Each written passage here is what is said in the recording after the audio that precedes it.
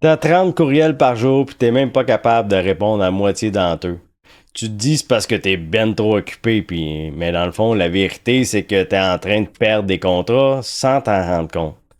Puis ta boîte courriel t'écrit à l'aide. Salut, mon nom, c'est Jean-François Perrault. J'ai eu ma compagnie dans le domaine de la construction pendant près de 30 ans. Et aujourd'hui, ma mission, c'est d'aider des gars comme toi à éviter les erreurs de tri de courriel, de perte de temps sur les boîtes de courriel. Donc, aujourd'hui, je te montre une méthode pour alléger tout ça. Et c'est parti. Dans le fond, le setup du challenge, c'est pas dur, c'est 3 jours ouvrables, tu triches pas.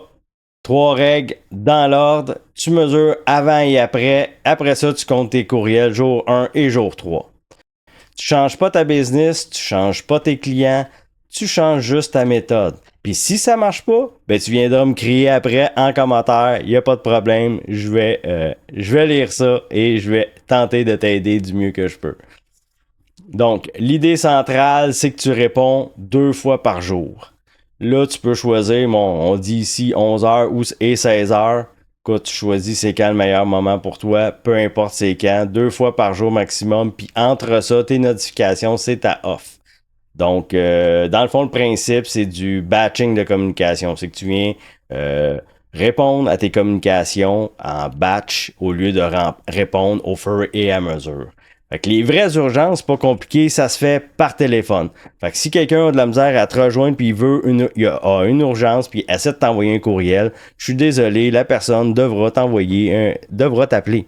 Ça devrait être la base, là, je veux dire, on devrait toujours se parler et envoyer un courriel aussi. Parce que aussi, en plus, quand on arrive dans nos courriels, on sait comment les actionner, on comprend ce que l'autre veut dire. Des fois, c'est pas toujours possible, c'est correct, mais idéalement, moi, j'essaie toujours d'appeler et d'envoyer un courriel de confirmation après. Euh, dans le fond, là, je le présentais un peu ici dans la slide que là. Dans le fond, là, si tu as 30 courriels par jour, 5 minutes par courriel, fois 5 jours, fois 50 semaines, ça donne 600 heures. 600 heures par année brûlées à jouer dans ta boîte courriel. C'est incroyable. Mais là, un taux horaire de 75$ de l'heure, c'est peut-être même plus. C'est 45 000$ d'argent perdu. Puis ça compte pas les opportunités que tu as perdues aussi également. Donc, vraiment, c'est un point qu'on doit vraiment régler. On le lit dans la littérature d'aujourd'hui. Les courriels, c'est vraiment quelque chose qui est stressant pour un être humain et qui demande énormément de temps. Puis les gens, souvent, on a tendance, je parle, puis moi, je fais la même chose. Aujourd'hui, beaucoup moins, mais j'ai souvent fait la même chose, c'est qu'on veut y répondre immédiatement. Et ça fait pas de sens. On perd en productivité incroyablement. Donc, la règle numéro 1 de mon challenge, fait 2 plages fixes par jour. Dans le fond, l'idée, dans le fond, c'est ce que je viens de dire. Je me répète un peu ici, mais là, dans le fond, là, tout à l'heure, on était dans le préambule, là, on est plus à l'intérieur. Donc, 2 plages de réponse à des courriels, 11h, 16h, l'heure que vous voulez, peu importe. Entre ça, on met les notifications à off. Et à partir de là, c'est vraiment les urgences, ça sera traité par téléphone. Fait que si tu réponds à un courriel à 6h du matin sur ton chantier, tu viens de dire à ton client, mon temps n'a aucune valeur, puis lui, il va te traiter exactement comme ça. Pour le restant du contrat. Je vous garantis, c'est comme ça. Si vous prenez l'habitude de répondre immédiatement à tous vos courriels, c'est ce qui va vous arriver. Donc, on établit à la base que vous répondez 1 à 2 fois par jour. 2 fois, c'est pas tout le monde. 1 fois minimum. Il faut faire quand même un suivi. Il y a des choses importantes là-dedans qui peuvent être traitées. Donc, la règle numéro 2. Un courriel, une question, une réponse claire. Pas quatre affaires. Parce que là, c'est drôle parce que puis je fais souvent cette erreur-là moi-même. Là. C'est un peu drôle parce que tu dis, je vais envoyer un courriel puis je vais en profiter, m'a poser toutes mes questions. Le problème là-dedans, c'est que l'interlocuteur de l'autre côté, je ne sais pas si vous avez remarqué la même chose que moi, mais moi j'ai remarqué que les gens ne répondent pas nécessairement à toutes les questions. Puis si vous voulez le faire, là, je vais vous donner un petit truc là, simple, là, c'est super simple. Venez les mettre dans des bullet points. Comme ça, les gens peuvent répondre directement au bout de la ligne et c'est beaucoup plus facile, beaucoup plus clair, beaucoup plus structuré pour la personne. Si vous intégrez des questions à travers un texte, vous êtes assuré que la personne au bout ne répondra pas à 100% de votre texte et vous allez devoir vous assurer que toutes les réponses sont là. Vous allez vous rendre compte que les réponses sont pas toutes là. Vous allez retourner un autre courriel. Donc, faites-les tout de suite de la bonne manière. En bullet point, c'est sûr que c'est idéal.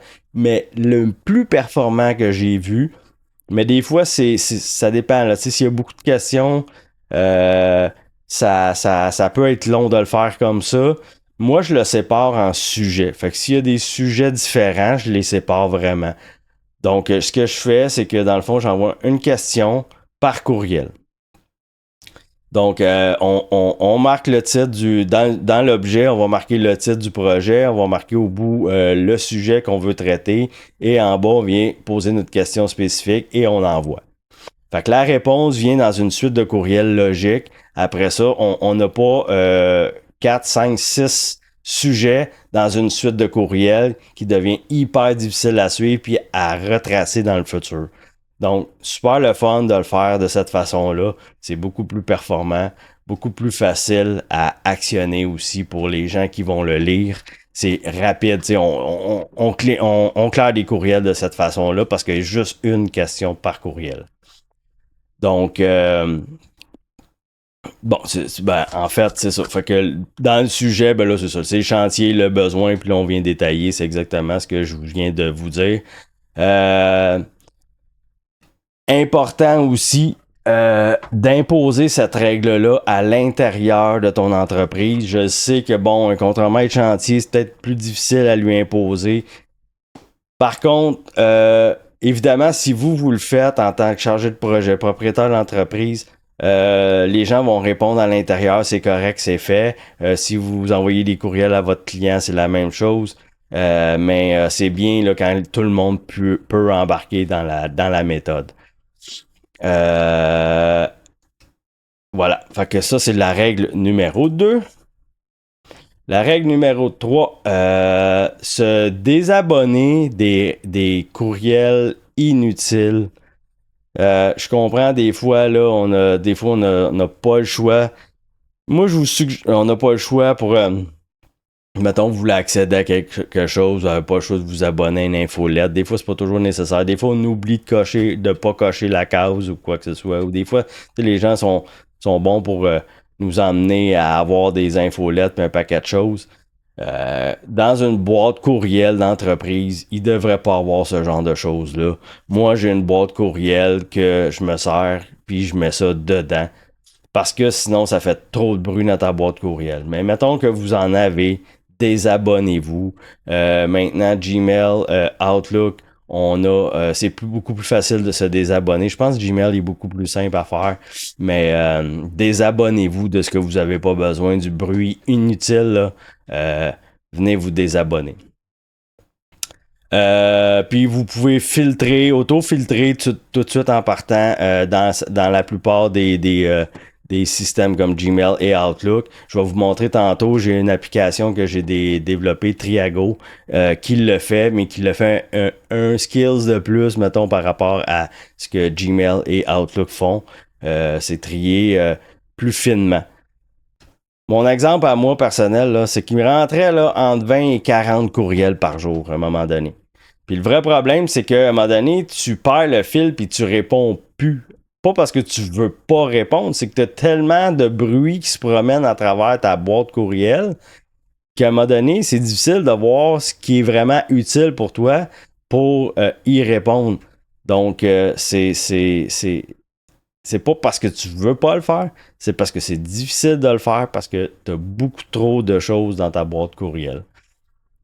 Donc, ben à ce moment-là, ben oui, je pouvais échapper une réponse importante à donner à un client. Je pouvais perdre des contrats par rapport à ça. Un fournisseur qui me demandait de confirmer une commande. C'est tout plein de choses comme ça qui peuvent arriver puis qu'on perd le fil éventuellement. Fait que moi, ce que j'ai fait, je vous ai dit tantôt, c'est que j'ai bâti Triago parce que justement, pour moi, la boîte courriel, c'était toujours un défi. Comment je fais pour bien structurer une boîte courriel? Honnêtement, c'était compliqué. J'ai décidé de faire un beau logiciel qui s'appelle Triago, qui est en bêta test actuellement. Si vous voulez faire partie du bêta test, je vais vous le présenter, mais si vous voulez faire partie du bêta test, dites-moi là en commentaire. Vous pourrez m'envoyer votre adresse courriel en privé et je pourrai vous envoyer un lien de bêta-testeur. Je vous montre ici à quoi ça sert, comment ça fonctionne. Et vous allez voir, là, c'est pas une application qui est faite pour être sexy, on va dire. Là. C'est vraiment une application de paramètres. Puis tu sais, là, on est en bêta-test. C'est sûr que là, j'ai pas mis des grosses affaires, mais reste que l'idée de cette application-là, c'est de paramétrer. Les premières semaines, on va travailler dessus un peu plus parce que là, on va paramétrer, on va vouloir s'assurer que nos paramètres sont bons puis que ça agit bien avec ce qu'on veut. Mais éventuellement, vous y toucherez quasiment plus à Triago. C'est que votre setup va être tellement bien fait que vous n'aurez pas à travailler dessus tant que ça. Mais oui, les premiers moments, les premières semaines, vous allez devoir le contrôler et lui dire exactement ce que vous voulez. Fait que ce qu'on vient faire ici dans la portion configuration ici en haut, on a une portion qui est configuration ici. On vient premièrement, quand on est connecté dans Triago, on vient premièrement connecter une boîte courriel. Comme ici, on voit que j'ai mes 2 boîtes courriel ici. Et quand la boîte courriel est connectée, on vient cliquer sur Apprendre. Là, c'est marqué Apprendre à nouveau parce que je l'ai déjà fait. Mais on vient cliquer sur Apprendre. Le système va aller chercher tous tes dossiers, tes libellés que tu as dans ta boîte courriel. Donc, il va aller apprendre. Là, c'est important de savoir que vos courriels, moi, j'y ai pas accès. Là. Le système n'y a pas accès outre mesure que de les déplacer selon votre désir. Moi, j'ai pas je peux pas voir de mon côté vos courriels. J'ai pas cet accès-là, j'ai pas ces droits-là. De toute façon, selon la loi, j'ai pas le droit de faire ça. Donc, c'est important que vous compreniez que moi, je ne gère pas vos courriels. Vos courriels restent dans votre boîte respective. Mais Triago, lui, c'est une vitrine qui va les voir, qui va pouvoir les positionner à votre guise. Ensuite de ça, on a mes dossiers. Fait qu'ici, là, c'est ma boîte à moi, mais vous allez voir tous vos dossiers qui vont être ici. Puis, dans le fond, dans chaque dossier, ce que vous allez pouvoir faire ici, on a auto et manuel. Quand vous le mettez en auto, puis vous faites générer description, là, le système va faire des descriptions automatiquement par l'intelligence artificielle de ce que c'est, à quoi sert ce dossier-là.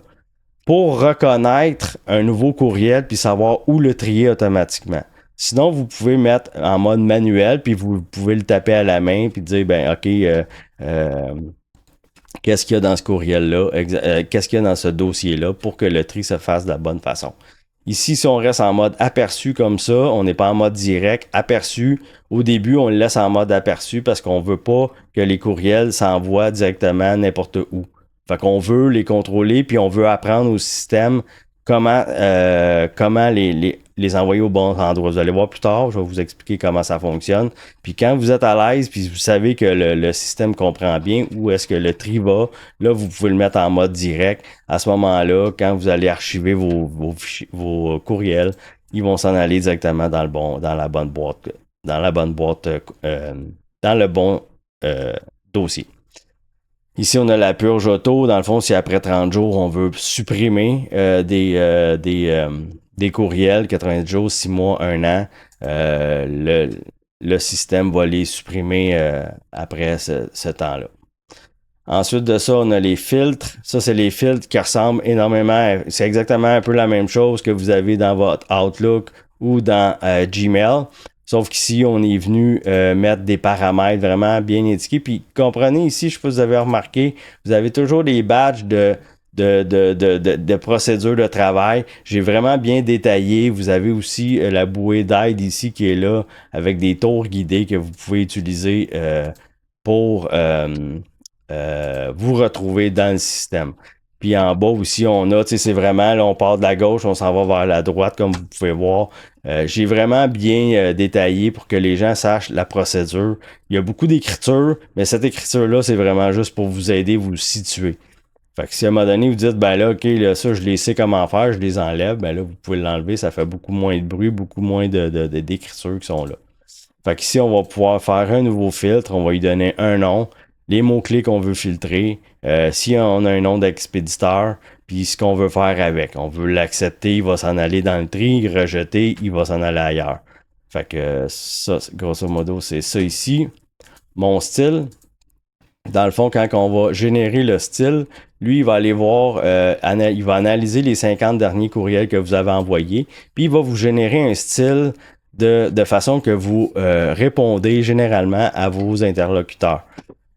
Comme ça, quand il va répondre dans des brouillons, il va pouvoir vous créer des brouillons automatisés, mais il va savoir de la manière que vous aimez répondre aux gens en général. Vous pouvez venir le modifier, l'améliorer, faire ce que vous voulez avec, mais ici, il va aller vraiment chercher dans vos 50 derniers courriels envoyés et il va vous produire un type de communication. Ici, vous pouvez mettre votre signature, si vous avez une signature comme moi, photo ou écrit à la main, ben, quand il va envoyer un brouillon, ben, il va prendre votre signature ici parce que sinon, il ne le fera pas d'emblée, même si vous avez une signature de préétablie dans votre Outlook ou Gmail. Via les API, c'est pas possible d'aller rechercher la signature. Donc, j'ai placé cette option-là ici pour que ce soit simple à utiliser. Donc, après ça, dans les opérations, là, la configuration est faite. Maintenant, on a le triage officiel. Quand je vous ai dit tantôt, on était en mode aperçu. Fait que là, il va vous générer un triage ici automatisé. Si vous êtes à l'aise avec qu'est-ce qu'il vous a créé, vous venez cliquer ici.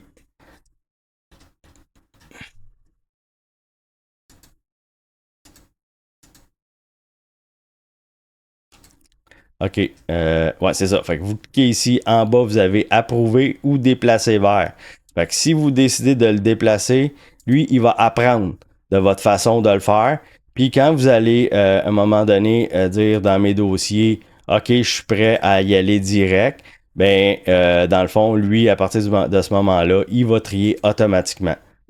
Puis ici, ben, on reste en mode aperçu. Puis là, de plus en plus, moi, j'ai des dossiers que là, de plus en plus, là, je viens les mettre direct parce que là, je vois que le système comprend bien.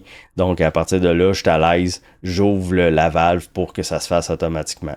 Sinon, ben, je viens les approuver ici à la main pour m'assurer que vraiment le triage est bon.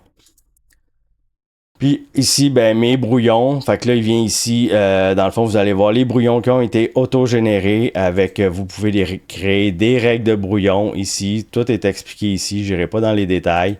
Vous pouvez avoir des types de brouillons selon le type de courriel que vous recevez. Donc, vous pouvez vraiment tout paramétrer de façon assez simple, c'est assez bien expliqué. Puis la dernière, c'est le suivi automatisé. Ici, ben, dans le fond, quand on vient taguer nos courriels qu'on veut faire des suivis dessus, ben là, ici, j'en ai pas actuellement. On peut encore là, il y a toujours l'aspect confiance du système. On peut y aller vraiment comme ça prend toujours une validation semi-automatique ou totalement confiance. Ça va envoyer des courriels automatiquement à vos gens que vous voulez avoir des réponses. Vous pouvez paramétrer par défaut le nombre de jours. Quand vous avez un suivi officiel, vous pouvez mettre des dates, vous pouvez modifier la date, l'heure exactement. Bref, c'est super simple à utiliser. Donc, de cette façon-là, on a vraiment une boîte de courriel qui est vraiment optimisée pour que vous ne perdiez rien de vue. mais que ça soit toujours bien géré et que vous n'ayez pas une boîte courriel de 2000 courriels non lus, puis pas savoir où vous en allez avec ça.